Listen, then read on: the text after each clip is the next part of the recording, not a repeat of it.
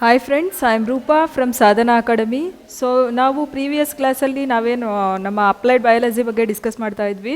So ಅದಕ್ಕೂ ಮುಂಚೆ ನಾವು ಏನು ನೆನ್ಪು ಮಾಡ್ಕೋಬೇಕು ಅಂತ ಹೇಳಿದ್ರೆ, ಪ್ರೀವಿಯಸ್ ಕ್ಲಾಸಲ್ಲಿ ಏನು ಮಾತಾಡಿದ್ವಿ, ಏನು ಡಿಸ್ಕಸ್ ಮಾಡಿದ್ವಿ ಅನ್ನೋದನ್ನು ನಾವು ಫಸ್ಟು ಸ್ವಲ್ಪ ರೀಕಾಲ್ ಮಾಡಿಕೊಂಡು ನೆಕ್ಸ್ಟು ಯಾವ ಟಾಪಿಕ್ ಅನ್ನೋದ್ರ ಬಗ್ಗೆ ಡಿಸ್ಕಸ್ ಮಾಡ್ತಾ ಹೋಗೋಣ. ನಾವು ಮೊದಲನೇದಾಗಿ ಫಸ್ಟು ಟರ್ಮಿನಾಲಜೀಸ್ ಬಗ್ಗೆ ಡಿಸ್ಕಸ್ ಮಾಡಿದ್ವಿ. ಅಂದರೆ ಪೋಮಾಲಜಿ ಅಂದ್ರೇನು, ಪೆಥಾಲಜಿ ಅಂದ್ರೇನು, ಮತ್ತು ಹಿಸ್ಟಾಲಜಿ ಅಂದ್ರೇನು, ಅನಾಟಮಿ ಅಂದ್ರೇನು, ಫಿಯೋಕಲ್ಚರ್ ಅಂದ್ರೇನು. ಸೊ ಇದೆಲ್ಲದ್ರ ಬಗ್ಗೆನೂ ಡಿಸ್ಕಸ್ ಮಾಡ್ತಾ ಹೋಗಿದ್ವಿ. ಅದಾದಮೇಲೆ ಬಂದಿದ್ದು ನಾವು one of the important concept, that important concept is cell. So cell is a structural and functional unit of every living organism ಅಂತ ಹೇಳಿ ಕರಿತೀವಿ. ಸೊ ಅದಾದಮೇಲೆ ಅದರೊಳಗಡೆ ಬರ್ತಕ್ಕಂತಹ ಮೆಂಬ್ರೇನಸ್ಸು ಮತ್ತು ನಾನ್ ಮೆಂಬ್ರೇನಸ್ ಸೆಲ್ ಆರ್ಗನಲ್ಸ್ ಬಗ್ಗೆ ಮಾತಾಡಿದ್ವಿ. ಸೊ ಮೆಂಬ್ರೇನಸ್ ಸೆಲ್ ಆರ್ಗನಲ್ಸ್ ಅಂತ ಹೇಳಿದ್ರೆ ಪೊರೆ ಸಹಿತ ಕಣದಂಗಗಳು. ಸೊ ಪೊರೆ ಸಹಿತ ಕಣದಂಗಗಳಲ್ಲಿ ನಾವೇನು ಡಿಸ್ಕಸ್ ಮಾಡಿದ್ವಿ ಅಂತ ಹೇಳಿದ್ರೆ, ಮೊದಲನೇದಾಗಿ mitochondria, endoplasmic reticulum, Golgi complex. So ಇದೆಲ್ಲದ್ರ ಬಗ್ಗೆನೂ ಡಿಸ್ಕಸ್ ಮಾಡಿದ್ವಿ. Chloroplast, one of the important cell organelle. So next non membranous ಪೊರೆ ರಹಿತ ಕಣದಂಗಗಳಲ್ಲಿ ನಾವೇನು ಮಾಡಿದ್ವಿ, ರೈಬೋಸೋಮ್ ಮತ್ತು ಸೆಂಟ್ರೋಸೋಮ್, ದಟ್ ಮೀನ್ಸ್ ರೈಬೋಸೋಮ್ ಮತ್ತು ಸೆಂಟ್ರಿಯೋಲ್ ಬಗ್ಗೆ ಡಿಸ್ಕಸ್ ಮಾಡಿದ್ವಿ. ಅದಾದಮೇಲೆ ಜೀವಕೋಶದಲ್ಲಿ ಪ್ರಮುಖವಾಗಿ 3 ಭಾಗಗಳು ಕಂಡುಬರುತ್ತೆ, ನಿಮಗೆಲ್ರಿಗೂ ಗೊತ್ತು. Plasma membrane. ಸೊ ಪ್ಲಾಸ್ಮಾ ಮೆಂಬ್ರೇನಲ್ಲಿ ನಾವು ಆಸ್ಮೋಸಿಸ್, ಡಿಫ್ಯೂಷನ್, ಆ್ಯಕ್ಟಿವ್ ಟ್ರಾನ್ಸ್ಪೋರ್ಟ್ ಬಗ್ಗೆ ಮಾತಾಡಿದ್ವಿ. Next cytoplasm, ಕೋಶದ್ರವ್ಯ. ಕೋಶದ್ರವ್ಯದಲ್ಲಿ ನಾವು ಇಷ್ಟೊತ್ತೇನು ಡಿಸ್ಕಸ್ ಮಾಡಿದ್ವಲ್ವಾ, ಪೊರೆ ಸಹಿತ ಕಣದಂಗ, ಪೊರೆ ರಹಿತ ಕಣದಂಗಗಳು, ಅದ್ರ ಬಗ್ಗೆ ಡಿಸ್ಕಸ್ ಮಾಡಿದ್ವಿ. Next inner most important part ಅಂತಲೇ ಕರಿತೀವಿ, ಸೆಲ್ಲಿನ ಒಳಗಡೆ ಕಂಡು ಬರ್ತಕ್ಕಂತಹ one of the important part ಅಂತಲೇ ಹೇಳ್ತೀವಿ. That important part we call it as nucleus, ಅಂದರೆ ಕೋಶ ಕೇಂದ್ರ. ಕೋಶ ಕೇಂದ್ರದಲ್ಲಿ ಏನಾಗುತ್ತೆ ಅಂತ ಹೇಳಿದ್ರೆ, ಕ್ರೊಮ್ಯಾಟಿನ್ನ ಎಳೆಗಳು ಕಂಡುಬರುತ್ತೆ. ಆ ಕ್ರೊಮ್ಯಾಟಿನ್ನ ಎಳೆಗಳು ಗುಂಪಾಗಿ ಸೇರಿಕೊಂಡು ಕ್ರೋಮೋಸೋಮ್ ಆಗುತ್ತೆ. ಕ್ರೋಮೋಸೋಮಲ್ಲಿ ಏನಾಗುತ್ತೆ, DNA ಕಂಡುಬರುತ್ತೆ. ಅದರಲ್ಲಿ DNA ಡಬಲ್ ಹೆಲಿಕಲ್ ಸ್ಟ್ರಕ್ಚರ್ ಬಗ್ಗೆ ಹೇಳಿದವರು Watson and Crick, very very important. That DNA contains a ಗುಣಾಣು ಅಂತ ಕರಿತೀವಿ, that means gene. So gene is a hereditary material. So ಅದೇನು ಮಾಡುತ್ತೆ, ತಂದೆ ತಾಯಿಯ ಗುಣಲಕ್ಷಣಗಳನ್ನು ಅಥವಾ ಒಂದು ಪೀಳಿಗೆಯಿಂದ ಇನ್ನೊಂದು ಪೀಳಿಗೆಗೆ, ಒಂದು ಜೀವಿಯಿಂದ ಇನ್ನೊಂದು ಜೀವಿಗೆ ಮೆಂಟಲ್ ಮತ್ತು ಫಿಸಿಕಲ್ ಕ್ಯಾರೆಕ್ಟರಿಸ್ಟಿಕ್ಸು ಥ್ರೂ ಇಟ್ಸ್ ಆಫ್ ಸ್ಪ್ರಿಂಗ್ಸಿಗೆ ಪಾಸ್ ಆಗುತ್ತೆ. ಸೊ ಆ ರೀತಿ ಮೆಂಟಲ್ ಮತ್ತು ಫಿಸಿಕಲ್ ಕ್ಯಾರೆಕ್ಟರಿಸ್ಟಿಕ್ಸ್ಗಳು, ಭೌತಿಕ ಮತ್ತು ಮಾನಸಿಕವಾಗಿರ್ತಕ್ಕಂತಹ ಲಕ್ಷಣಗಳು ಒಂದು ಪೀಳಿಗೆಯಿಂದ ಇನ್ನೊಂದು ಪೀಳಿಗೆಗೆ ವರ್ಗಾವಣೆ ಆಗೋದಕ್ಕೆ ಹೆಲ್ಪ್ ಮಾಡೋದು ಈ ನಮ್ಮ ಗುಣಾಣುಗಳು, ಜೀನ್ ಅಂತ ಹೇಳಿ ಕರಿತೀವಿ. ನೆಕ್ಸ್ಟು ಇದೆಲ್ಲದೂ ಆದಮೇಲೆ ಯಾವ ಜೀವಿಯಲ್ಲಿ ಎಷ್ಟೆಷ್ಟು ಕ್ರೋಮೋಸೋಮ್ಗಳು ಕಂಡುಬರುತ್ತೆ, ಸೊ ಹೈಯೆಸ್ಟ್ ಕ್ರೋಮೋಸೋಮ್ ಯಾವುದ್ರಲ್ಲಿ ಕಂಡುಬರುತ್ತೆ, ಲೋಯೆಸ್ಟ್ ಕ್ರೋಮೋಸೋಮ್ ಯಾವುದ್ರಲ್ಲಿ ಕಂಡುಬರುತ್ತೆ, ಇದ್ರ ಬಗ್ಗೆ ಎಲ್ಲ ಇನ್ ಡೀಟೇಲ್ ಆಗಿ ಡಿಸ್ಕಸ್ ಮಾಡ್ತಾ ಹೋಗಿದ್ವಿ. ಸೊ ಅದರ ಮುಂದುವರೆದ ಭಾಗ, ಅಂದರೆ ಅಪ್ಲೈಡ್ ಬಯಾಲಜಿಯ ಮುಂದುವರೆದ ಭಾಗದ ಬಗ್ಗೆ ಇವತ್ತು ಡಿಸ್ಕಸ್ ಮಾಡೋಕ್ಕೆ ಹೋಗ್ತಾ ಇದ್ದೀವಿ. ಅದು ಯಾವ ಕಾನ್ಸೆಪ್ಟ್ ಅಂತ ನಾವು ಇವಾಗ ಡಿಸ್ಕಸ್ ಮಾಡೋಣ. ಅದಕ್ಕೂ ಮುಂಚೆ ಯಾರಿನ್ನೂ ನಮ್ಮ ಚಾನಲ್ನ ಸಬ್ಸ್ಕ್ರೈಬ್ ಮಾಡಿಲ್ಲ, ಎಲ್ಲರೂ ಕೂಡ ಸಬ್ಸ್ಕ್ರೈಬ್ ಮಾಡಿ, ಅದೇ ರೀತಿ ಬೆಲ್ ಐಕಾನ್ ಪ್ರೆಸ್ ಮಾಡೋ ಮೂಲಕ ನೋಟಿಫೈ ಆಗಿ ಅಂತ ಹೇಳ್ತಾ, ಇವತ್ತಿನ one of the important concept, that concept is tissue ಅಂತ ಹೇಳಿ ಕರಿತೀವಿ, ಅಂದರೆ ಅಂಗಾಂಶಗಳು. ಸೊ ಏನಿದು ಅಂಗಾಂಶ? ಅಂಗಾಂಶ ಅಂತ ಹೇಳಿದ್ರೆ ಅಂಗ ನೆನಪಾಗತ್ತೆ. ಅಂಗ ಅಂದರೆ ಏನು? ಹಾಗಾದರೆ ಆರ್ಗನಿಸಮಲ್ಲಿ ಆರ್ಗನ್ ಅಂದರೆ ಏನು? ಸೊ ಆರ್ಗನ್ ಸಿಸ್ಟಮ್ ಯಾವ ರೀತಿಯಾಗಿರುತ್ತೆ, ಆರ್ಗನ್ ಸಿಸ್ಟಮ್ ಏನೆಲ್ಲ ಒಳಗೊಂಡಿರುತ್ತೆ, ಅದರ ಒಂದು ಪರ್ಟಿಕ್ಯುಲರ್ ಕ್ಯಾರೆಕ್ಟರಿಸ್ಟಿಕ್ಸ್ ಏನು ಮತ್ತು ಫಂಕ್ಷನ್ಸ್ ಏನು, ಯಾವ ಯಾವ ಅಂಗಾಂಶಗಳನ್ನು ನಾವು ನೋಡ್ತಾ ಹೋಗ್ತೀವಿ, ಯಾವ ಯಾವ ಭಾಗಗಳು ಅದರಲ್ಲಿ ಇರುತ್ತೆ ಅನ್ನೋದನ್ನು ನಾವು ಇನ್ ಡೀಟೇಲ್ ಆಗಿ ಡಿಸ್ಕಸ್ ಮಾಡ್ತಾ ಹೋಗ್ತೀವಿ. ಸೊ ಇಲ್ಲಿ ಒಂದು ಇಮೇಜ್ ನೋಡ್ತಾ ಇದ್ದೀವಿ ನಾವು. ದಟ್ ಇಮೇಜ್ ಏನಾಗಿದೆ ಅಂತ ಹೇಳಿದ್ರೆ, ಒಂದು ಕಡೆ ಪ್ರಾಣಿ ಅಂಗಾಂಶವನ್ನು ಗುರುತಿಸ್ತಾ ಇದ್ದೀವಿ ನಾವು, ಮತ್ತು ಇನ್ನೊಂದು ಕಡೆ ಸಸ್ಯ ಅಂಗಾಂಶವನ್ನು ಗುರುತಿಸ್ತಾ ಇದ್ವಿ. ಅಲ್ಲಿಗೆ ಒನ್ ಪಾಯಿಂಟ್ ಕ್ಲಿಯರ್ ಆಗುತ್ತೆ ನಮಗೆ. ಸೊ ಅಂಗಾಂಶ ಅಂತ ಹೇಳಿದ್ರೆ ಬೋತ್, ಅಂದರೆ ಪ್ಲ್ಯಾಂಟ್ ಮತ್ತು ಅನಿಮಲ್ ಟಿಶ್ಯೂ ಬಗ್ಗೆ ನಾವೇನು ಮಾಡ್ತೀವಿ, ಡಿಸ್ಕಸ್ ಮಾಡ್ತಾ ಹೋಗ್ತೀವಿ. ಬಟ್ ಇವತ್ತಿನ ಕ್ಲಾಸಲ್ಲಿ ನಾವು ಪರ್ಟಿಕ್ಯುಲರ್ ಆಗಿ ಬರೀ ಸಸ್ಯ ಅಂಗಾಂಶದ ಬಗ್ಗೆ ಮಾತಾಡ್ತೀವಿ. ನೆಕ್ಸ್ಟ್ ಮುಂದುವರೆದ ಕ್ಲಾಸಲ್ಲಿ ಏನು ಮಾಡ್ತೀವಿ ಅಂತ ಹೇಳಿದ್ರೆ, ಪ್ರಾಣಿ ಅಂಗಾಂಶದ ಬಗ್ಗೆನೂ ಕೂಡ ಡಿಸ್ಕಸ್ ಮಾಡ್ತಾ ಹೋಗ್ತೀವಿ. ಮೊದಲನೇದಾಗಿ ಟಿಶ್ಯೂ ಅಥವಾ ಅಂಗಾಂಶ ಅಥವಾ ಅಂಗಾಂಶಗಳು ಅಂತ ನಾವೇನು ಕರಿತೀವಿ.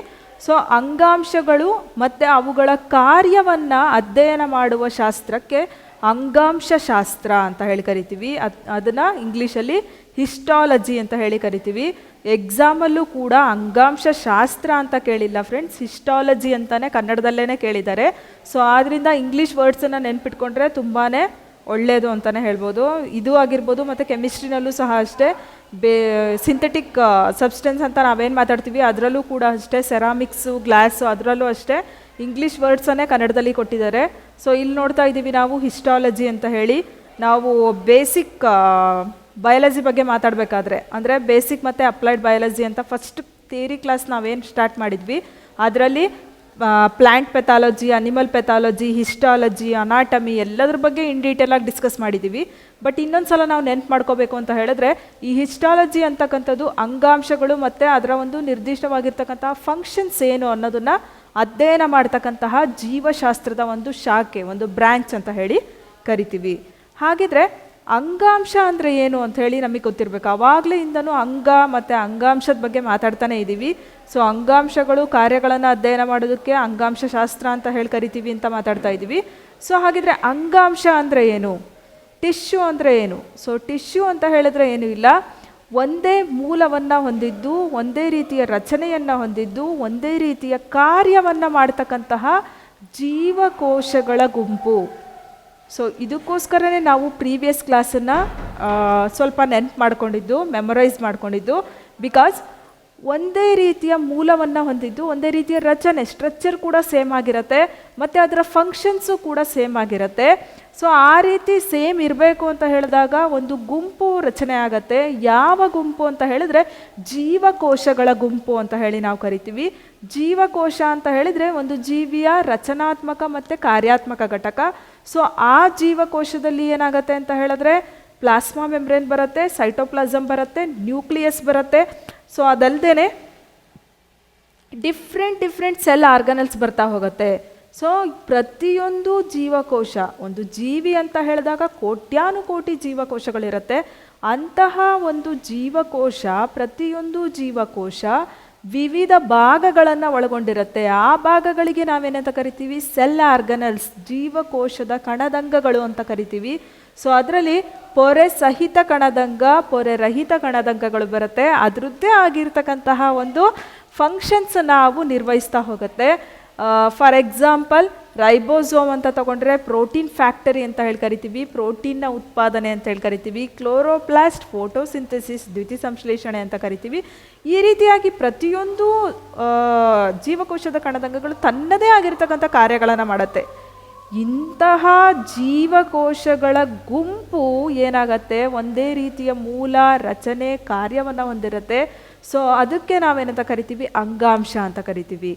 ಅಂಗಾಂಶ ಅಂದರೆ ಒಂದೇ ಮೂಲ, ಒಂದೇ ರೀತಿಯ ರಚನೆ, ಒಂದೇ ರೀತಿಯ ಕಾರ್ಯವನ್ನು ಮಾಡ್ತಕ್ಕಂತಹ ಜೀವಕೋಶಗಳ ಗುಂಪಿಗೆ ನಾವೇನಂತ ಕರಿತೀವಿ? ಅಂಗಾಂಶ ಅಂತ ಹೇಳಿ ಕರಿತೀವಿ. ಸೊ ಇಂತಹ ಅಂಗಾಂಶಗಳು ಮತ್ತು ಆ ಅಂಗಾಂಶಗಳ ಕಾರ್ಯಗಳನ್ನು ಅಧ್ಯಯನ ಮಾಡ್ತಕ್ಕಂತಹ ಜೀವಶಾಸ್ತ್ರದ ಶಾಖೆಗೆ ನಾವೇನಂತ ಕರಿತೀವಿ? ಹಿಸ್ಟಾಲಜಿ, ಅಂಗಾಂಶ ಶಾಸ್ತ್ರ ಅಂತ ಹೇಳಿ ಕರಿತೀವಿ. So the next one, tissues, ಅಂಗಾಂಶಗಳು. ಸೊ ಈ ಒಂದು ಅಂಗಾಂಶಗಳಲ್ಲಿ ವಿವಿಧ ಭಾಗಗಳು ಕಂಡುಬರುತ್ತೆ. ಮೊದಲನೇದಾಗಿ ಜೀವಕೋಶ, ವೆರಿ ಇಂಪಾರ್ಟೆಂಟ್. ಅಂಗಾಂಶ, ಅಂಗ, ಅಂಗವ್ಯೂಹ, ಜೀವಿ. ಸೊ ಸೆಲ್ ಫಸ್ಟ್ ಬರುತ್ತೆ, tissue, organ system, organism. Very important. ನಾವೆಲ್ಲಿ ಸೆಲ್ಲಿಂದ ಸ್ಟಾರ್ಟ್ ಮಾಡಿ ಆರ್ಗ್ಯಾನಿಸಮ್ವರೆಗೂ ಎಂಡ್ ಆಗತ್ತೆ. ಅಂದರೆ ಸೆಲ್ ಫಸ್ಟು ಜೀವಕೋಶ ಒಂದು ಜೀವಿಯ ರಚನಾತ್ಮಕ ಮತ್ತು ಕಾರ್ಯಾತ್ಮಕ ಘಟಕ, ಅದಂತೂ ಗೊತ್ತು ನಮಗೆ. ಅಂದರೆ structural and functional unit of every living organism ಗೊತ್ತು. ನೆಕ್ಸ್ಟು ಅಂಗಾಂಶ, ಇವಾಗಿನೂ ಮಾತಾಡಿದ್ವಿ ನಾವು. ಒಂದೇ ರೀತಿಯ ಮೂಲವನ್ನು ಹೊಂದಿದ್ದು, ಒಂದೇ ರೀತಿಯ ರಚನೆ ಮತ್ತು ಕಾರ್ಯವನ್ನು ಮಾಡ್ತಕ್ಕಂಥ ಜೀವಕೋಶಗಳ ಗುಂಪು. ದಟ್ಸ್ ವೈ ಈ ಫ್ಲೋ ಚಾರ್ಟ್ ಹಾಕಿರೋದು. ಜೀವಕೋಶಗಳ ಗುಂಪು, ಟಿಶ್ಯೂ ಬಂತು. ನೆಕ್ಸ್ಟು ಒಂದೇ ರೀತಿಯ ಕಾರ್ಯಗಳನ್ನು ಮಾಡ್ತಕ್ಕಂತಹ ಅಂಗಾಂಶಗಳ ಗುಂಪಿಗೆ ಅಂಗ ಅಂತ ಹೇಳಿ ಕರಿತೀವಿ. ನೆಕ್ಸ್ಟು ಒಂದೇ ರೀತಿಯ ಕಾರ್ಯವನ್ನು ಮಾಡ್ತಕ್ಕಂತಹ ಅಂಗಗಳ ಗುಂಪಿಗೆ, ಆರ್ಗನ್ಗಳ ಗುಂಪಿಗೆ ಅಂಗವ್ಯೂಹ, ಆರ್ಗನ್ ಸಿಸ್ಟಮ್ ಅಂತ ಹೇಳಿ ಕರಿತೀವಿ. ನೆಕ್ಸ್ಟು ಒಂದೇ ರೀತಿಯ ಕಾರ್ಯವನ್ನು ನಿರ್ವಹಿಸ್ತಕ್ಕಂತಹ ಅಂಗವ್ಯೂಹಗಳ ಗುಂಪಿಗೆ ಒಂದು ಆರ್ಗನಿಸಮ್ ಅಥವಾ ಒಂದು ಜೀವಿ ಅಂತ ಹೇಳಿ ನಾವು ಕರಿತೀವಿ. ಸೊ ಅಲ್ಲಿಗೆ ಅಂಗಾಂಶ ಅಂತ ಹೇಳಿದ್ರೆ ಊತಕ ಅಂತ ಕೂಡ ಇದನ್ನು ಕರೀತಾರೆ. ಅಂಗಾಂಶಗಳನ್ನು ಅಧ್ಯಯನ ಮಾಡ್ತಕ್ಕಂಥ ಶಾಸ್ತ್ರಕ್ಕೆ ಊತಕ ಶಾಸ್ತ್ರ ಅಥವಾ ಅಂಗಾಂಶ ಶಾಸ್ತ್ರ ಅಥವಾ ಹಿಸ್ಟಾಲಜಿ ಅಂತ ಕರಿತೀವಿ. Don't get B confused. So ಇಷ್ಟು ಗೊತ್ತಿರಲಿ, ಸೆಲ್ ಒಂದೇ ರೀತಿಯ ಮೂಲ ರಚನೆ ಕಾರ್ಯವನ್ನು ಮಾಡ್ತಕ್ಕಂತಹ ಜೀವಕೋಶಗಳ ಗುಂಪಿಗೆ ಅಂಗಾಂಶ ಟಿಶ್ಯೂ ಅಂತ ಕರಿತೀವಿ. ನೆಕ್ಸ್ಟು ಒಂದೇ ರೀತಿಯ ಕಾರ್ಯ ಮಾಡ್ತಕ್ಕಂತಹ ಅಂಗಾಂಶಗಳು ಟಿಶ್ಯೂಗಳ ಗುಂಪಿಗೆ ಅಂಗ ಆರ್ಗನ್ ಅಂತ ಕರಿತೀವಿ. ನೆಕ್ಸ್ಟ್ ಒಂದೇ ರೀತಿಯ ಕಾರ್ಯವನ್ನು ಮಾಡ್ತಕ್ಕಂಥ ಅಂಗಗಳ ಗುಂಪಿಗೆ ಏನಂತ ಕರಿತೀವಿ? ಆರ್ಗನ್ ಸಿಸ್ಟಮ್, ಅಂಗವ್ಯೂಹ ಅಂತ ಕರಿತೀವಿ. ಸೊ ಒಂದೇ ರೀತಿಯ ಕಾರ್ಯವನ್ನು ನಿರ್ವಹಿಸ್ತಕ್ಕಂತಹ ಅಂಗವ್ಯೂಹಗಳ ಗುಂಪಿಗೆ ಜೀವಿ ಅಂತ ಹೇಳಿ ಕರಿತೀವಿ, ಆರ್ಗನಿಸಮ್ ಅಂತ ಹೇಳಿ ಕರಿತೀವಿ.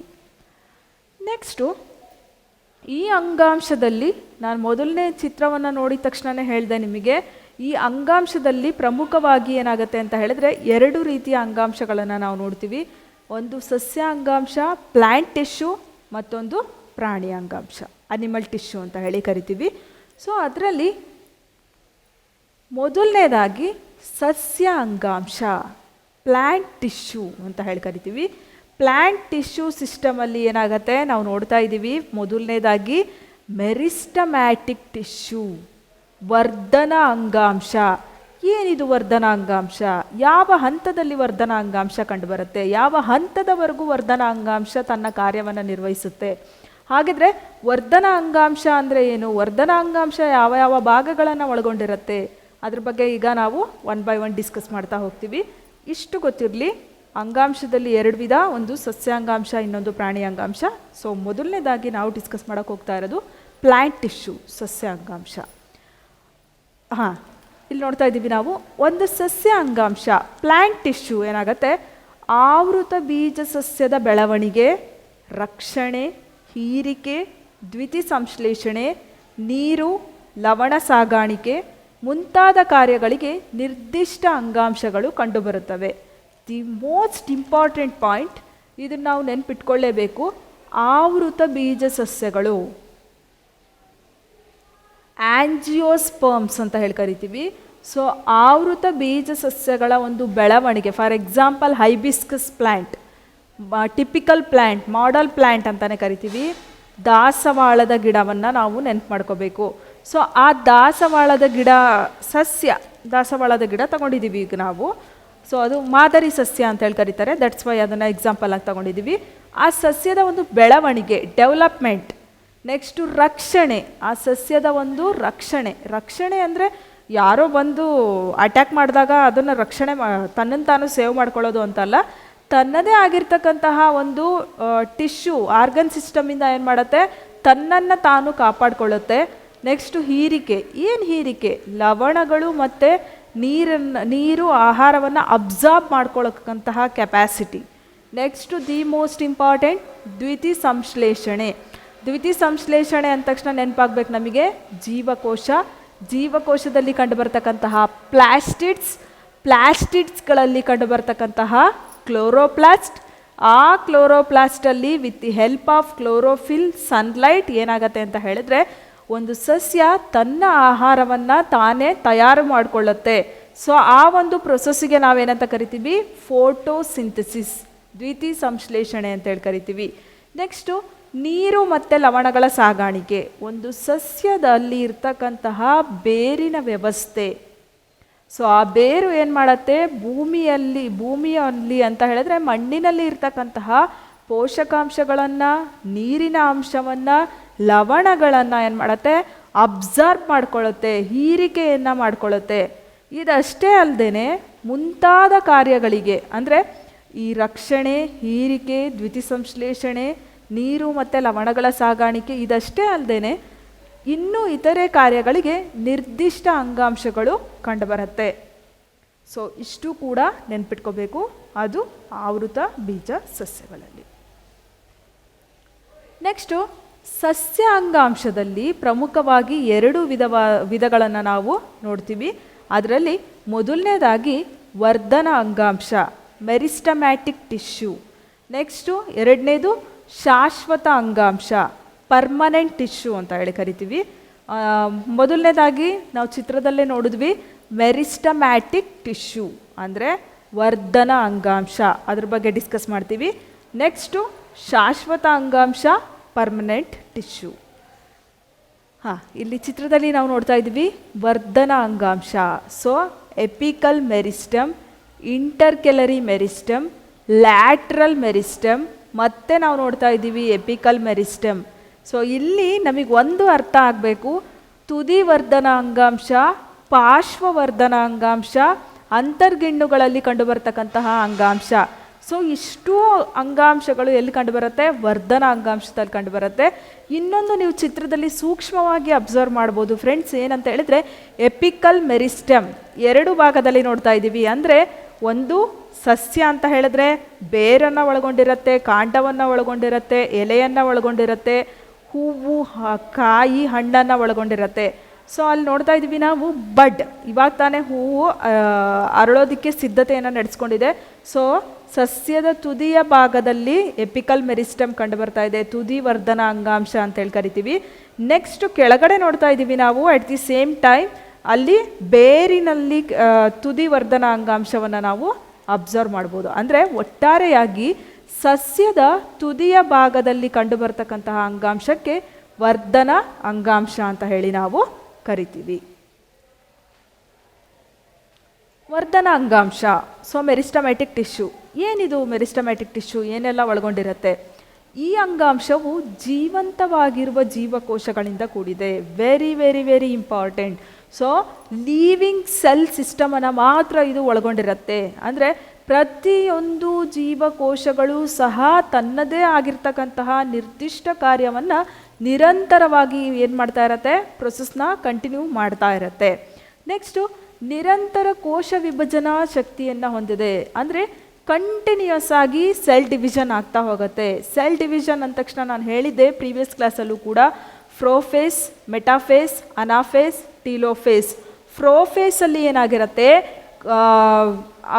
ಒಂಥರ ಈ ನೂಡಲ್ಸ್ ಥರ ಏನಾಗಿರುತ್ತೆ ಅಂತ ಹೇಳಿದ್ರೆ ಕ್ರೊಮ್ಯಾಟಿನ್ ಎಳೆಗಳು ಒಂದು ಕಡೆ ಗುಂಪು ಕೂಡ್ಕೊಂಡಿರುತ್ತೆ. ನೆಕ್ಸ್ಟು ಅನಾಫೇಸಲ್ಲಿ ಎರಡು ಪೋಲ್ಗಳಿಗೆ ಹೋಗುತ್ತೆ.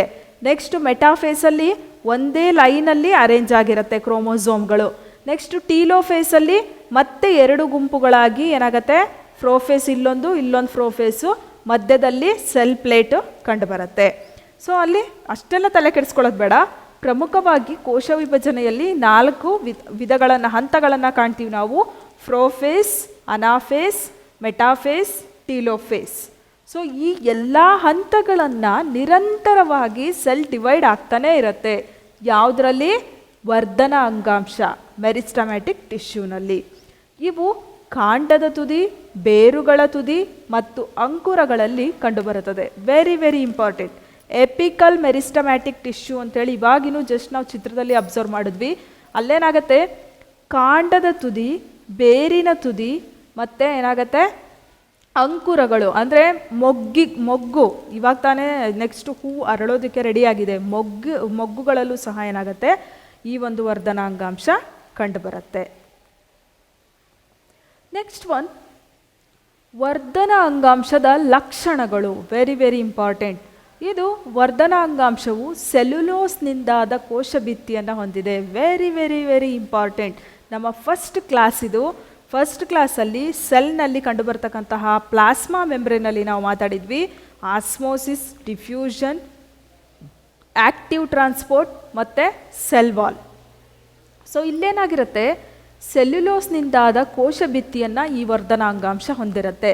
ಸೊ ಇದ್ರ ಜೊತೆಗೆ ನೆನ್ಪಿಟ್ಕೋಬೇಕು ಫ್ರೆಂಡ್ಸ್, ನಾವು ಫಂಗೈನ ಕೋಶ ಭಿತ್ತಿ ಕೈಟಿನಿಂದ ಆಗಿರುತ್ತೆ, ಬ್ಯಾಕ್ಟೀರಿಯಾ ಕೋಶ ಭಿತ್ತಿ ಪೆಪ್ಟಿಡೋಗ್ಲೈಕಾನಿಂದ ಆಗಿರುತ್ತೆ. ನೆಕ್ಸ್ಟು ಶೈವಲ, ನಾಟ್ ಶಿಲೀಂಧ್ರ, ಆಲ್ಗೆ. ಸೊ ಆಲ್ಗೆಗಳ ಸೆಲ್ವಾಲು ಕೊರಾಜಿನ್ ಮತ್ತು ಆಗರ್ ಅಂತಕ್ಕಂತಹ ಒಂದು ವಸ್ತುವಿನಿಂದ ಮಾಡಲ್ಪಟ್ಟಿರುತ್ತೆ. ಇಷ್ಟು ಕೂಡ ನೆನಪಿರಬೇಕು. ಬಟ್ ವರ್ಧನ ಅಂಗಾಂಶದ ಕೋಶ ಭಿತ್ತಿ ಸೆಲ್ಯುಲೋಸ್ನಿಂದ ಮಾಡಲ್ಪಟ್ಟಿರುತ್ತೆ. ನೆಕ್ಸ್ಟು ಕೋಶಾಂತರ ವ್ಯವಸ್ಥೆ ಇರುವುದಿಲ್ಲ. ಕೋಶಾಂತರ ವ್ಯವಸ್ಥೆ ಅಂತ ಹೇಳಿದ್ರೆ ಇನ್ ಬಿಟ್ವೀನ್ ದಿ ಸೆಲ್ ಅಲ್ಲಿ ಸ್ಪೇಸ್ ಪ್ರೆಸೆಂಟ್ ಇರಬೇಕು. ಸೊ ಅಲ್ಲಿ ಸ್ಪೇಸ್ ಪ್ರೆಸೆಂಟ್ ಇದ್ದಾಗ ಏನಾಗುತ್ತೆ? ಕ್ಲೋರಂಕೈಮಾ ಅಥವಾ ಏರಂಕೈಮಾ ಟಿಶ್ಯೂಸು ಪ್ರೆಸೆಂಟ್ ಇರುತ್ತೆ. ಬಟ್ ಈ ಒಂದು ಸೆಲ್ನ ಸಿಸ್ಟಮಲ್ಲಿ ಸೆಲ್ಯುಲಾರ್ ಸಿಸ್ಟಮಲ್ಲಿ ಅಂದರೆ ವರ್ಧನ ಅಂಗಾಂಶದ ವ್ಯವಸ್ಥೆಯಲ್ಲಿ ಏನಾಗುತ್ತೆ, ಕೋಶಾಂತರ ವ್ಯವಸ್ಥೆ ಕಂಡುಬರೋದಿಲ್ಲ. ಅಂದರೆ ಸೆಲ್ಗಳು ಒಂದ್ರ ಪಕ್ಕ ಒಂದು ಏನಾಗಿರುತ್ತೆ, ಜೋಡಣೆ ಆಗಿರುತ್ತೆ. ನೆಕ್ಸ್ಟ್ ಒನ್, ದೊಡ್ಡದಾದ ನ್ಯೂಕ್ಲಿಯಸ್ ಮತ್ತು ಕೋಶ ದ್ರವ್ಯವನ್ನು ಹೊಂದಿದೆ. Very very important. ಅಂದರೆ ಲಾರ್ಜ್ ನ್ಯೂಕ್ಲಿಯಸ್ಸನ್ನು ಹೊಂದಿರುತ್ತೆ, ಅದ್ರ ಜೊತೆಗೆ ಸೈಟೋಪ್ಲಾಸಮನ್ನು ಕೂಡ ಹೊಂದಿರುತ್ತೆ. ಅಂದರೆ ಒಂದು ಸೆಲ್ ಸಿಸ್ಟಮ್, ಅದು ಎಸ್ಪೆಷಲಿ ಪ್ಲ್ಯಾಂಟ್ ಸೆಲ್ಲಲ್ಲಿ ಏನಾಗಿರುತ್ತೆ, ನ್ಯೂಕ್ಲಿಯಸ್ಸು ದೊಡ್ಡದಾಗಿರುತ್ತೆ ಮತ್ತು ವ್ಯಾಕ್ಯೂಲ್ ರಸದಾನಿ ಕೂಡ ದೊಡ್ಡದಾಗಿರುತ್ತೆ. ಆ್ಯಸ್ ಇಟ್ ಈಸ್ ವರ್ಧನ ಅಂಗಾಂಶದಲ್ಲಿ ಲಾರ್ಜ್ ನ್ಯೂಕ್ಲಿಯಸ್ ಪ್ರೆಸೆಂಟ್ ಇರುತ್ತೆ. ಸೊ ಲಾರ್ಜ್ ನ್ಯೂಕ್ಲಿಯಸ್ ಒಳಗಡೆ ಏನಾಗಿರುತ್ತೆ, ನ್ಯೂಕ್ಲಿಯೋಪ್ಲಾಸಮ್ ಇರುತ್ತೆ, ಕ್ರೊಮ್ಯಾಟಿನ್ ಎಳೆಗಳು ಕ್ರೋಮೋಸೋಮ್ ಆಗುತ್ತೆ, ಕ್ರೋಮೋಸೋಮ್ ಒಳಗಡೆ DNA ಇರುತ್ತೆ, DNA ಒಳಗಡೆ ಜೀನ್ ಇರುತ್ತೆ. ಸೊ ಇಷ್ಟು ಕಾನ್ಸೆಪ್ಟ್ ಪಟ್ಟಂತ ನೆನಪು ಬಂದುಬಿಡಬೇಕು. ವಾಟ್ ಎವರ್ ದೇ ಆಸ್ಕ್, ಏನಾದರೂ ಕ್ವಶನ್ ಕೇಳಿ ನಾವು ಈಸಿಯಾಗಿ ಅದನ್ನು ಸಾಲ್ವ್ ಮಾಡ್ಬೋದು. ನೆಕ್ಸ್ಟು ಕೋಶ ದ್ರವ್ಯವನ್ನು ಸಹ ಹೊಂದಿದೆ, ಸೈಟೋಪ್ಲಾಸಮನ್ನು ಕೂಡ ಇದು ಹೊಂದಿರುತ್ತೆ. ಸೊ ಸೈಟೋಪ್ಲಾಸಮನ್ನು ಹೊಂದಿದೆ ಅಂತ ಹೇಳಿದ್ರೆ ಅಫ್ಕೋರ್ಸ್ ಅಲ್ಲೇನಾಗುತ್ತೆ ಅಂತ ಹೇಳಿದ್ರೆ ಮೆಮ್ಬ್ರೇನಸ್ ಸೆಲ್ ಆರ್ಗನಲ್ಸು ಕಂಡುಬರುತ್ತೆ, ನಾನ್ ಮೆಮ್ಬ್ರೇನಸ್ ಸೆಲ್ ಆರ್ಗನಲ್ಸು ಕೂಡ ಕಂಡುಬರುತ್ತೆ. ನೆಕ್ಸ್ಟ್ ಒನ್, ನಿರಂತರ ಕೋಶ ವಿಭಜನಾ ಶಕ್ತಿಯನ್ನು ಹೊಂದಿದ ಕೋಶಗಳನ್ನು ಹೊಂದಿದೆ. ಒಂದು ಸೆಲ್ ಡಿವಿಷನ್ ಆಗಬೇಕು ಅಂತ ಹೇಳಿದ್ರೆ ಅಲ್ಲಿ ಸೆಲ್ ಡಿವಿಷನ್ಗೆ ಬೇಕಾದಂತಹ ಕೋಶಗಳು, ಸೆಲ್ಗಳು ರೆಡಿ ಇರಬೇಕು. ಸೊ ಅಂತಹ ಕೋಶಗಳನ್ನು ಈ ವರ್ಧನ ಅಂಗಾಂಶ ಹೊಂದಿರುತ್ತೆ. ನೆಕ್ಸ್ಟು ವೆರಿ ವೆರಿ ಇಂಪಾರ್ಟೆಂಟ್, ಕೋಶಗಳು ಆಹಾರವನ್ನು ಸಂಗ್ರಹಣೆ ಮಾಡೋದಿಲ್ಲ. ಬಿಕಾಸ್ ಅಲ್ಲೇನಾಗತ್ತೆ ಅಂತ ಹೇಳಿದ್ರೆ ಅಲ್ಲಿ ವರ್ಧನ ಅಂಗಾಂಶದಲ್ಲಿ ಪ್ರೆಸೆಂಟ್ ಇರತಕ್ಕಂತಹ ಅಂಗಾಂಶಗಳಲ್ಲಿ ಪ್ರೆಸೆಂಟ್ ಇರೋಂಥ ಕೋಶಗಳು, ಜೀವಕೋಶಗಳು ಏನಾಗುತ್ತೆ, ಆಹಾರವನ್ನು ಸ್ಟೋರ್ ಮಾಡೋದಿಲ್ಲ, ಆಹಾರವನ್ನು ಸಂಗ್ರಹಣೆ ಮಾಡೋದಿಲ್ಲ. ಸೊ ಇಷ್ಟು ಕೂಡ ಏನು ವೆರಿ ವೆರಿ ಇಂಪಾರ್ಟೆಂಟ್. ಕೋಶಭಿತ್ತಿ, ಕೋಶಾಂತರ ವ್ಯವಸ್ಥೆ, ನ್ಯೂಕ್ಲಿಯಸ್ ಮತ್ತು cytoplasm, next cell division, next food storage ಮಾಡೋದಿಲ್ಲ. Very very important. ಯಾವ ಅಂಗಾಂಶ ಆಹಾರವನ್ನು ಸಂಗ್ರಹಣೆ ಮಾಡೋದಿಲ್ಲ? ವರ್ಧನ ಅಂಗಾಂಶ, ಶಾಶ್ವತ ಅಂಗಾಂಶ, ಮೇಲಿನ ಎರಡೂ ಹೌದು, ಮೇಲಿನ ಯಾವುದೂ ಅಲ್ಲ. ನಮಗೆ ಗೊತ್ತಿರಬೇಕು, ಮೆರಿಸ್ಟಮ್ಯಾಟಿಕ್ ಟಿಶ್ಯೂ ಆಹಾರವನ್ನು ಸಂಗ್ರಹಣೆ ಮಾಡೋದಿಲ್ಲ. ನೆಕ್ಸ್ಟು ವರ್ಧನ ಅಂಗಾಂಶದ ವಿಧಗಳು. ಈಗ ನೋಡಿದ್ದು ನಾವು ಸಸ್ಯ ಅಂಗಾಂಶದ ವಿಧಗಳು. ಸಸ್ಯ ಅಂಗಾಂಶದ ವಿಧಗಳಲ್ಲಿ ಮೆರಿಸ್ಟಮ್ಯಾಟಿಕ್ ವರ್ಧನ ಅಂಗಾಂಶ ಮತ್ತು ಇನ್ನೊಂದು ಪರ್ಮನೆಂಟ್ ಟಿಶ್ಯೂ ಶಾಶ್ವತ ಅಂಗಾಂಶ. ಸೊ ಆ ವರ್ಧನ ಅಂಗಾಂಶದ ವಿಧಗಳು ಯಾವುದು? Apical meristem, intercalary meristem, lateral meristem. Apical ತುದಿ ವರ್ಧನ ಅಂಗಾಂಶ, ಇಂಟರ್ಕೆಲರಿ ಅಂತರ್ಗಿಣ್ಣು ಅಂಗಾಂಶ ವರ್ಧನ ಅಂಗಾಂಶ, ಲ್ಯಾಟ್ರಲ್ ಪಾರ್ಶ್ವ ವರ್ಧನ ಅಂಗಾಂಶ. ಸೊ ನಾ ಹೇಳಿದ ಅರ್ಥ ಆಗ್ತಿದೆ ಅನ್ಕೊತೀನಿ. ಒಂದು ಪ್ಲ್ಯಾಂಟ್ ಇದೆ, ಸೊ ಸಸ್ಯದ ಮೇಲ್ಭಾಗದ ತುದಿ, ಕಾಂಡದ ತುದಿ, ಬೇರಿನ ತುದಿಯಲ್ಲಿ ಪ್ರೆಸೆಂಟ್ ಇರ್ತವುದು ಎಪಿಕಲ್ ಮೆರಿಸ್ಟಮ್. ಇಂಟರ್ಕೆಲರಿ, ನಾವು ಬೆರಳುಗಳ ಮಧ್ಯೆ ಇಲ್ಲಿ ಲೈನ್ಸ್ ಇದೆಯಲ್ಲ ಅಲ್ಲಿ ನೋಡ್ಬೋದು. ಇಲ್ಲೊಂದು ನೋಡಲ್ ರೀಸನ್ ಇದೆ ಅಂದರೆ ಇಲ್ಲೊಂದು ನೋಡಲ್ ರೀಸನ್ ಇರುತ್ತೆ. ಈ ಎರಡು ನೋಡ್ಗಳ ಮಧ್ಯೆ ಗಣ್ಣುಗಳ ಮಧ್ಯೆ ಸ್ಪೇಸ್ ಇರುತ್ತೆ. ಆ ಸ್ಪೇಸಿಗೆ ನಾವು ಇಂಟರ್ ನೋಡಲ್ ರೀಸನ್ ಅಂತ ಕರಿತೀವಿ. ಮತ್ತೊಂದು ಸಲ ರಿಪೀಟ್ ಮಾಡ್ತಿದ್ದೀನಿ. ಇದು ಒಂದು ನೋಡು, ಇದು ಒಂದು ನೋಡಲ್ ರೀಸನ್. ಅಂದರೆ in between two nodes there is a space. That space we call it as internodal region, ಅಂತರ್ಗಿಣ್ಣು ಅಂಗಾಂಶ ಅಂತ ಹೇಳಿ ಕರಿತೀವಿ. ನೆಕ್ಸ್ಟು ಲ್ಯಾಟರಲ್ ಮೆರಿಸ್ಟಮ್, ಒಂದು ಸಸ್ಯದ ಪಾರ್ಶ್ವ ಭಾಗದಲ್ಲಿ. ಸೊ ಇದು ಒಂದು ಸಸ್ಯ ಅಂದರೆ ಸಸ್ಯದ ಎರಡೂ ಪಾರ್ಶ್ವ ಭಾಗದಲ್ಲಿ ಕಂಡು ಬರ್ತಕ್ಕಂಥದ್ದು lateral meristem. So these are the 3 types of meristematic tissue: apical meristematic tissue, intercalary meristematic tissue, lateral meristem tissue. So ಮೊದಲನೇದಾಗಿ apical meristem. So apical meristem ಅಲ್ಲೇನಾಗಿದೆ ಅಂತ ಹೇಳಿದ್ರೆ ಸಸ್ಯದ ತುದಿಯ ಭಾಗದಲ್ಲಿ ಕಂಡುಬರುತ್ತೆ. ಅದನ್ನು ಸೆಕ್ಷನ್ ಮಾಡಿ ನೋಡಿದಾಗ, ಅದನ್ನು ನಾವು ಕ್ರಾಸ್ ಸೆಕ್ಷನ್ ಮಾಡಿ ನೋಡಿದಾಗ ಮೈಕ್ರೋಸ್ಕೋಪಲ್ಲಿ, ಸೊ ಅಲ್ಲಿ ನಾವು ಲೆಫ್ಟಲ್ಲಿ ನೋಡ್ತಾ ಇದ್ದೀವಲ್ಲ, ಆ ರೀತಿಯಾಗಿ ಆ ಅಂಗಾಂಶ ಕಂಡು ಬರುತ್ತೆ. ಸೊ ಎಪಿಕಲ್ ಮೆರಿಸ್ಟಮ್ ಇದು ಕಾಂಡ ಮತ್ತು ಬೇರಿನ ತುದಿಯಲ್ಲಿ ಕಂಡುಬರುತ್ತೆ. ಸೊ ಆದ್ದರಿಂದ ಇದಕ್ಕೆ ತುದಿ ವರ್ಧನ ಅಂಗಾಂಶ ಅಂತ ಹೇಳಿ ಕೂಡ ಕರೀತಾರೆ. ಸಸ್ಯದ ಉದ್ದವನ್ನು ಹೆಚ್ಚಿಸಲು ಕಾರಣವಾಗುತ್ತೆ. ಬಿಕಾಸ್ ಈ ಎಪಿಕಲ್ ಮೆರಿಸ್ಟಮ್ಮು ಸಸ್ಯದ ತುದಿಯ ಭಾಗದಲ್ಲಿ ಇರುತ್ತೆ, ಅಂಕುರಗಳಲ್ಲಿರುತ್ತೆ, ಕಾಂಡದ ತುದಿಯ ಭಾಗದಲ್ಲಿರುತ್ತೆ, ಬೇರಿನ ತುದಿಯ ಭಾಗದಲ್ಲಿರುತ್ತೆ. ಸೊ ಬೇರಿನ ಉದ್ದನೂ ಜಾಸ್ತಿ ಆಗ್ತಾ ಹೋಗುತ್ತೆ, ಅದರಿಂದ ಅಬ್ಸಾರ್ಪ್ಷನ್ ಕೆಪಾಸಿಟಿ ಜಾಸ್ತಿ ಆಗ್ತಾ ಹೋಗುತ್ತೆ. ನೆಕ್ಸ್ಟು ಸಸ್ಯದ ತುದಿನಲ್ಲಿ ಇರೋದ್ರಿಂದ ಕೂಡ ಅದು ಏನಾಗುತ್ತೆ, ಸಸ್ಯದ ಬೆಳವಣಿಗೆಯನ್ನು ಇನ್ಕ್ರೀಸ್ ಮಾಡುತ್ತೆ. ದಟ್ಸ್ ವೈ ಸಸ್ಯದ ಉದ್ದವನ್ನು ಹೆಚ್ಚಿಸೋದಕ್ಕೆ ಇದು ಕಾರಣವಾಗತ್ತೆ. ಇದಲ್ಲದೆ ಕೆಲವೊಂದು ಥೇರೀಸ್ಗಳು ಬರುತ್ತೆ, ಯಾವುದ್ರ ಮೇಲೆ, ಎಪಿಕಲ್ ಮೆರಿಸ್ಟಮ್ ಮೇಲೆ. ಸೊ ಆ ಥೇರಿ ಯಾವುದು ಅಂತ ಹೇಳಿದ್ರೆ ಎಪಿಕಲ್ ಸೆಲ್ ಥಿಯರಿ. ಸೊ ಇದನ್ನು ನಗೇಲಿ ಅಂತಕ್ಕಂತಹ ವಿಜ್ಞಾನಿ ಏನು ಮಾಡ್ತಾರೆ, ಪ್ರಪೋಸ್ ಮಾಡ್ತಾರೆ. ನೆಕ್ಸ್ಟು ಹಿಸ್ಟೋಜನ್ ಥಿಯರಿ, ಹ್ಯಾನ್ಸ್ ಸ್ಟೇನ್ ಅಂತಕ್ಕಂತಹ ವಿಜ್ಞಾನಿ ಹಿಸ್ಟೋಜನ್ ಥಿಯರಿಯನ್ನು ಮಂಡಿಸ್ತಾರೆ. ಟ್ಯುನಿಕಾ ಕಾರ್ಪಸ್ ಥಿಯರಿ, ಇದನ್ನು ಸ್ಕಿಮಿಟ್ ಅಂತಕ್ಕಂತಹ ಒಬ್ಬ ವಿಜ್ಞಾನಿ ಮೊದಲನೇ ಬಾರಿಗೆ ಮಂಡಿಸ್ತಾರೆ. Very very important. Apical cell theory Nageli, histogen theory Hanstein, tunica corpus theory Schmidt.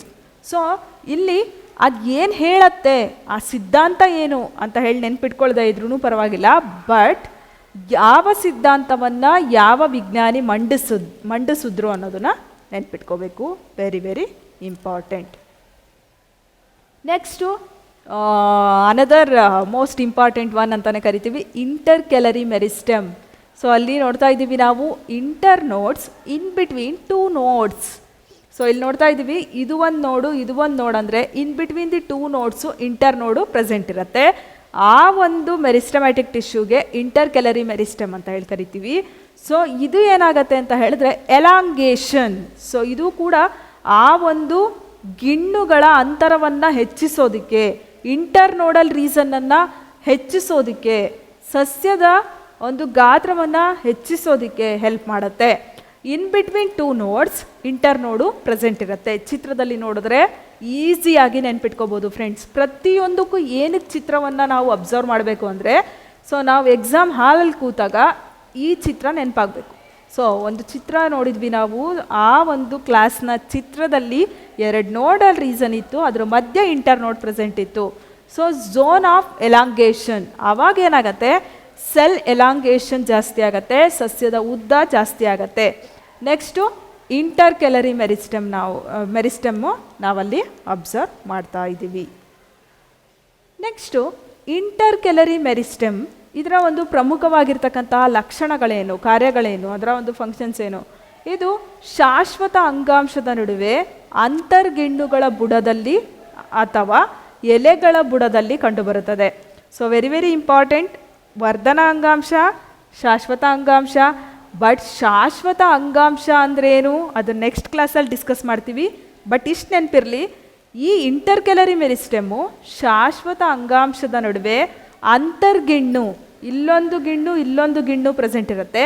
So ಮಧ್ಯೆ ಇರೋದಕ್ಕೆ ಅಂತರ್ಗಿಣ್ಣು, ಇಂಟರ್ ನೋಡ್ ಅಂತ ಕರಿತೀವಿ. ಇಂಟರ್ ನೋಡಲ್ ರೀಸನ್ ಮತ್ತು ಎಲೆಗಳ ಬುಡದಲ್ಲಿ. ಸೊ ಎಲೆ ಇಲ್ಲಿಂದ ಹೊರಟಿದೆ ಅಂದರೆ ಅದರ ಕೆಳಗಿನ ಭಾಗದಲ್ಲಿ ಪ್ರೆಸೆಂಟ್ ಇರುತ್ತೆ. ಕಾಂಡದ ಉದ್ದವನ್ನು ಹೆಚ್ಚಿಸುತ್ತೆ. ಅಫ್ಕೋರ್ಸ್ ಇಲ್ಲಿ 2 ನೋಡ್ ಇದೆ ಅಂದರೆ, ಇಂಟರ್ ನೋಡ್ ಬೆಳವಣಿಗೆ ಆಗ್ತಾ ಇದೆ ಅಂದರೆ ನೋಡ್ಸು ಏನಾಗುತ್ತೆ, ಜಾಸ್ತಿ ಆಗ್ತಾ ಹೋಗುತ್ತೆ. ಆವಾಗ ಏನಾಗುತ್ತೆ, ಸಸ್ಯದ ಕಾಂಡ ಏನಾಗುತ್ತೆ, ಕಾಂಡದ ಉದ್ದ ಜಾಸ್ತಿ ಆಗ್ತಾ ಹೋಗುತ್ತೆ. ಸೊ ಕಾಂಡದ ಉದ್ದವನ್ನು ಹೆಚ್ಚಿಸಲು ಇದು ಸಹಾಯವನ್ನು ಮಾಡುತ್ತೆ. Next the most important lateral meristem. ಒಂದು ಸಸ್ಯ ಇದೆ ಅಂದರೆ ಲ್ಯಾಟ್ರಲ್, ಪಾರ್ಶ್ವ ಭಾಗದಲ್ಲಿ ಕಂಡು ಬರ್ತಕ್ಕಂತಹ ಒಂದು ಮೆರಿಸ್ಟಮ್.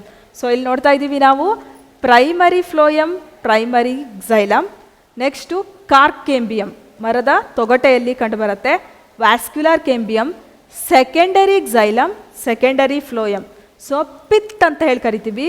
ಒಂದು ಸಸ್ಯದ ಕಾಂಡವನ್ನು ನಾವು ಸೆಕ್ಷನ್ ಮಾಡಿ ನೋಡಿದಾಗ, ಕತ್ತರಿಸಿ ಮೈಕ್ರೋಸ್ಕೋಪಲ್ಲಿ ನೋಡಿದಾಗ, ಕಾಂಪೌಂಡ್ ಮೈಕ್ರೋಸ್ಕೋಪಲ್ಲಿ ನೋಡಿದಾಗ ಏನಾಗುತ್ತೆ ಅಂತ ಹೇಳಿದ್ರೆ primary xylem, primary phloem, next secondary phloem, secondary xylem ಕಂಡುಬರುತ್ತೆ.